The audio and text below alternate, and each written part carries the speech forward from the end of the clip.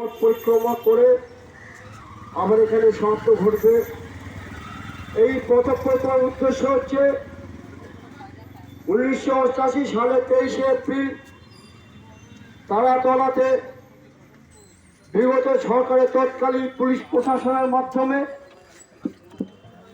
নাম জপরত গুরুগত ভাই বোনের উপর নির্মমভাবে অত্যাচার সংগঠিত হয়েছিল। সে অত্যাচারে আমাদের অনেক গুরু ভাই বোন গুরুতরভাবে আহত হন এবং অনেক গুরু ভাই বোন শহীদ হন। যে ভাই বোনগুলি শহীদ হয়েছিলেন তাদের 3 জনের দেহ আমাদের সন্তানদের হাতে তুলে দেওয়া হয়েছিল।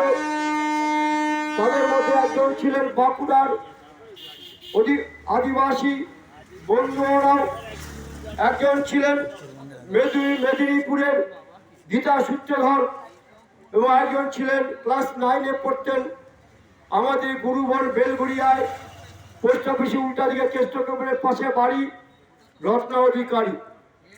এই 3 জন ভাই বোনদের দেহ আমার হাতে তুলে দেওয়া হয়।